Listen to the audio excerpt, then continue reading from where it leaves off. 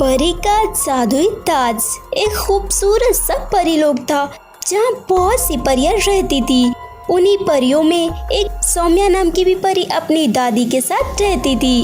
उस परीलोक की रानी परी किसी बीमारी के कारण कुछ ही दिनों में मरने वाली थी, इसीलिए वह अपना पद किसी अच्छी परी को देना चाहती थी जो कि सबकी मदद कर सके और पूरे परीलोक को अच्छे से संभाल सके। इसीलिए एक दिन रानी परी कुछ परियों को महल में बुलाती है, जिनमें सौम्या परी भी शामिल थी। तुम कौन हो और तुम इतनी उदास क्यों लग रही हो? क्या तुम्हें रानी परी बनने की खुशी नहीं? नहीं रानी परी, ऐसी बात नहीं है।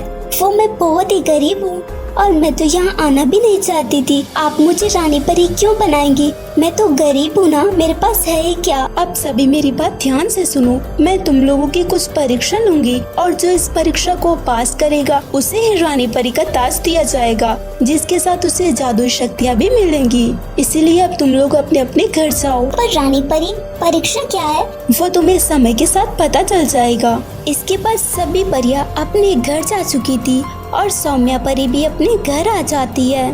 सौम्या परी अपनी दादी को सारी बात बताती है। फिर एक दिन वह एक काम पर जा रही थी, तभी रास्ते में उसे एक कुत्ता दिखाई देता है जिसे काफी चोट लगी हुई थी। तो सौम्या परी से उसकी हालत देखी नहीं जाती और फिर उस कुत्ते को अपने घर ले आती है। वह उसकी पट्टी भी करती है। फिर धीरे धीरे कुछ समय बीत जाता है और फिर कुत्ता ठीक होने लगता है। पर सौम्या परी के पास उस कुत्ते के इलाज के लिए पैसे नहीं थे और न ही खाने के लिए थे, इसलिए सौम्या परी बड़ी ही मुश्किल से उसकी दवाइयाँ लेती थी और अपने हिस्से से उसे खाना दिया करती थी।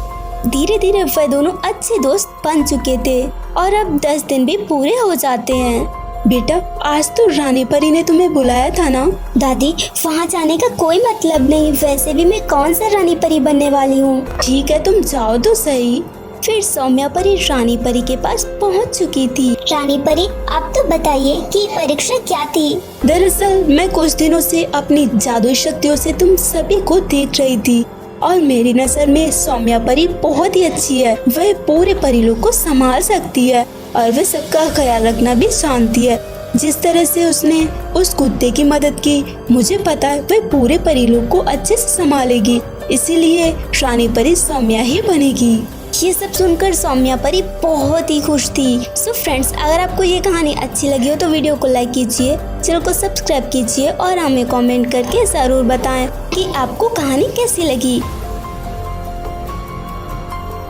परी और जादुई तरबूज। सौम्या परी अपनी माँ के साथ मिलकर तरबूज की खेती किया करती थी और फिर उन तरबूजों को बेचा करती थी।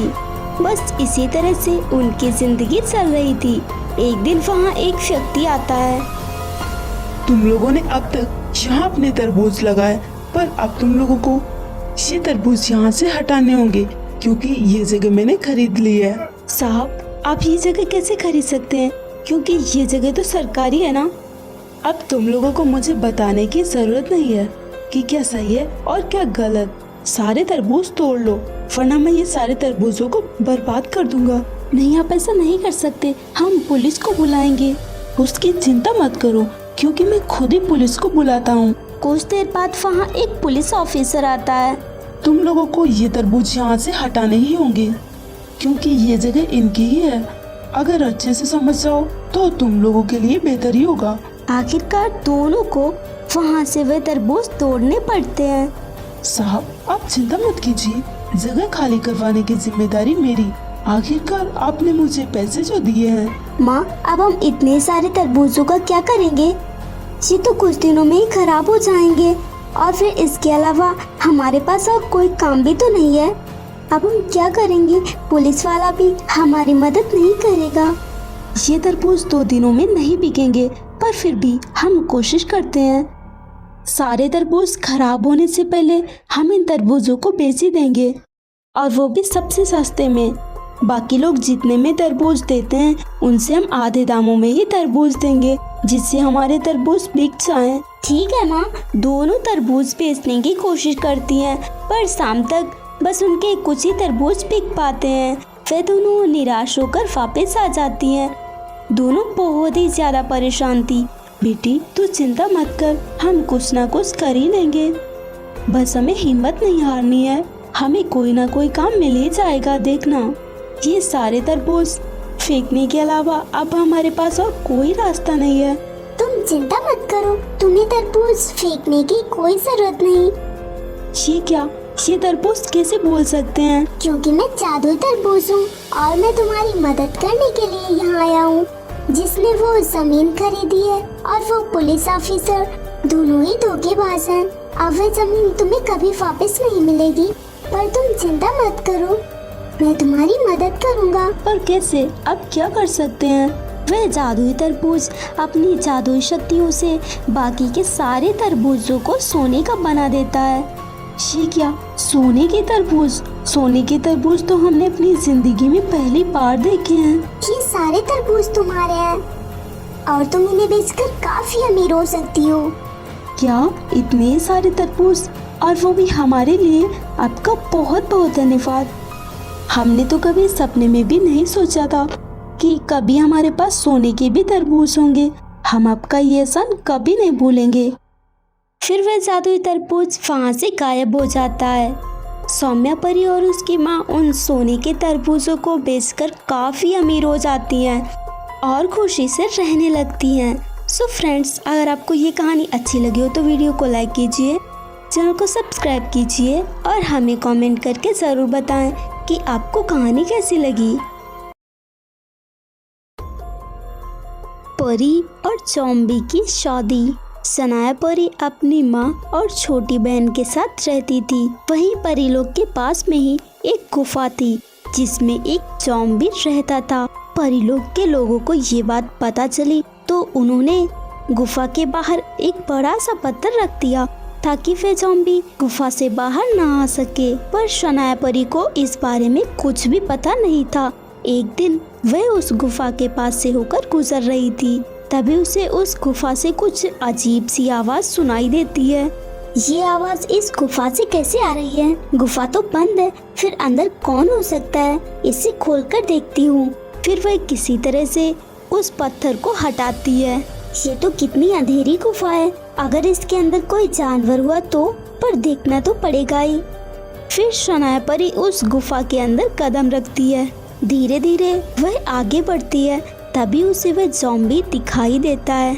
ज़ॉम्बी, अगर इसने मुझे काट लिया तो मैं भी एक ज़ॉम्बी बन जाऊंगी। मुझे किसी भी तरह यहाँ से बाहर निकलना ही होगा। फिर सनाया परी वहाँ से जाने लगती है। तभी अचानक उस ज़ॉम्बी की नज़र सनाया परी पर पड़ चुकी थी। कहाँ जा रही है? रुक। मुझे छोड़ दो प्लीज़, मुझे जाने दो। मैं एक गरीब परिवार से हूँ। अगर तुमने मुझे ज़ॉम्बी बना दिया तो मेरी माँ और बहन का क्या होगा? प्लीज मुझे जाने दो। पर तुम बोल कैसे सकते हो? ज़ॉम्बी तो नहीं बोल सकते। मैं तुझे जाने दूंगा, उसके लिए मेरी एक शर्त है। ठीक है, तुम जैसा कहोगे मैं वैसा ही करूँगी। आज के बाद हर रोज तू मेरे लिए खाना लेकर आएगी, और अगर परिलोक में किसी को भी इस बारे में कुछ बताया ना तो देख लेना मैं क्या करता हूँ। ठीक है, मैं ऐसा ही करूँगी। फिर सनाया परी वहाँ से चली जाती है और अपने घर जाकर अपनी माँ को सारी बात बताती है। अच्छा हुआ तू बच गई, अब तू वापस वहाँ कभी मत जाना। माँ, आप ये क्या कह रही हैं? मैंने उसे कहा था कि मैं उसके लिए रोज खाना लेकर जाऊंगी। मैं अपना वादा कैसे तोड़ सकती हूँ? आप तो जानती है ना कि एक बार मैं जो कहती हूँ वो ही करती हूँ। तू पागल तो नहीं हो गई? तुझे वहाँ से छूटने के बाद दूसरी जिंदगी मिल गई है और तू वहाँ फिर से मौत के मुंह में जाने की बात कर रही है। मैं खाना लेकर जरूर जाऊंगी। फिर सनाया परी दूसरे दिन खाना लेकर जाती है। तू तो वापस आ गई, मुझे तो लगा था कि तू डर के मारे कभी वापस ही नहीं आएगी। मैं एक बार जो कहती हूँ वही करती हूँ, इसीलिए मैं ये खाना लेकर आई हूँ। तू जैसी अच्छी परी तो मैंने कभी नहीं देखी, इसीलिए मैं तुझे कुछ बताना चाहता हूँ। शायद उस बारे में तू मेरी कुछ मदद कर पाए। मदद? पर कैसी मदद? दरअसल मैं कोई ज़ॉम्बी नहीं बल्कि एक इंसान हूँ और किसी श्राप की वजह से मैं ज़ॉम्बी बन गया। अगर मैं किसी परी से शादी करता हूँ तो मैं वापस इंसान बन जाऊंगा, इसीलिए क्या तुम मुझसे शादी करोगी? पर मैं तुम्हारी बातों पर यकीन कैसे करूं कि तुम सच्ची बोल रहे हो? मैं जो भी कह रहा हूँ वो सच है। तुम यकीन करो या फिर ना करो। ठीक है, फिर मैं तुम्हारी बातों पर यकीन करती हूँ, इसीलिए मैं शादी के लिए तैयार हूँ। फिर ज़ॉम्बी शनाया परी से शादी कर लेता है। तभी अचानक वह एक इंसान के रूप में बदल जाता है और शनाया परी को धन्यवाद देता है। साथ ही साथ वह हमेशा उसके साथ रहता है। सो फ्रेंड्स, अगर आपको ये कहानी अच्छी लगी हो तो वीडियो को लाइक कीजिए, चैनल को सब्सक्राइब कीजिए और हमें कमेंट करके ज़रूर बताएं कि आपको कहानी कैसी लगी।